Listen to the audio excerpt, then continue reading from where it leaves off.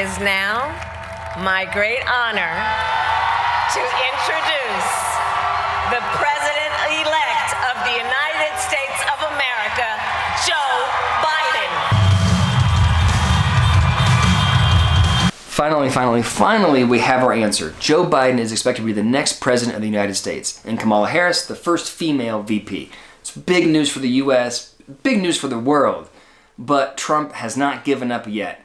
Lawsuits have been filed. There's concerns of fraudulent mail-in ballots, concerns about, malfunctioning software. It's not over. People on the right feel frustrated and lied to and cheated by the system, and people on the left are dismayed by the fact that there are people on the right that voted for Trump in the first place. It's all over the board, and the fighting is not slowing down. You'd think at this point people would be sort of at ease with things.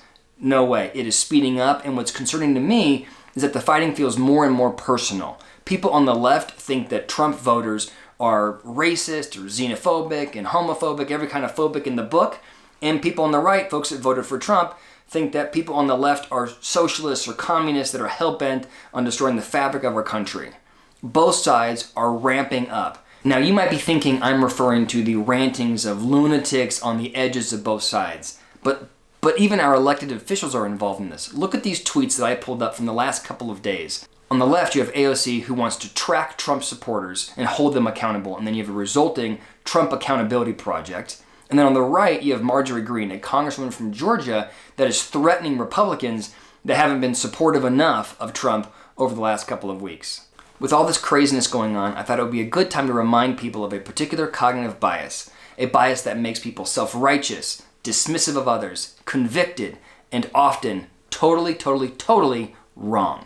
And that bias is called naïve realism. It's the belief that we're objective. We get it and others don't. We have the perspective, the insight, the intellectual horsepower to understand whatever's going on. And people that disagree with us, they lack sophistication, they're intellectually lazy, they don't have the right experience, or they're morally bankrupt. Something's wrong with them because they don't get it. And I see this everywhere right now. Trump supporters think people on the left are stupid for believing that the ballots are actually being counted accurately. There's already been discrepancies identified. In Philadelphia, observers weren't able to get close enough to actually watch the process. Something must have gone on. And if you believe that the ballots are being tracked accurately, then you're just buying into the mainstream media and you're too lazy to look into it. And on the other side, Biden supporters think people on the right are idiotic for chasing down every baseless claim of election fraud. There's no good data. If they took any time to think and read, they would recognize that this is just a Trump-created smokescreen because he can't deal with the fact that he lost the election. Right? Both sides believes that the other is ill-informed, gullible, and at some level, stupid. So this is important because it doesn't lead to a passive, I'm right and you're wrong. Naïve realism is considered an egocentric bias. So egocentric biases are a global categorization of biases that make us agree with ourselves. We distort the way we interpret the world to validate whatever our pre-existing belief is. And we do so passionately. And when it comes to ethical judgments, we have a lot of difficulty understanding or even seeing the perspectives of other people. For us, our view is, which by the way happens to consistently be the view that serves us most, for us, our view is best for humanity. In other people that view things differently, they're taking a view that is actually bad for the world at large, right? We progress into this sort of irrational distortion of reality where what we think, that's good for everybody, and what you think is bad for everybody. And there's been a lot of research around this dynamic. Egocentric bias leads us to believe that we are morally right and others are, morally wrong.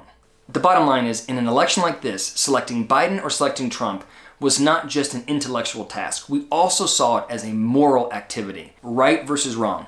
And people that chose the wrong guy, the people that are supporting the wrong guy right now, we assume have some kind of moral issue. Something's wrong with them. And that, folks, is how you split a country. So, what do you do about it?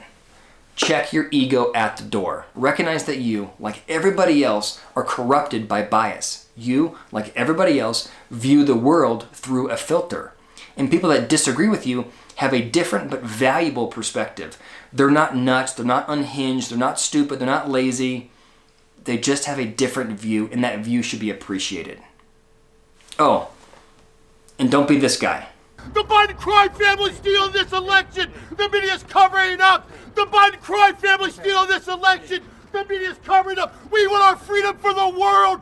Give us our freedom, Joe Biden. Joe Biden's covering up this election. He's stealing it. Thanks for the time. Please leave a comment below, like and subscribe.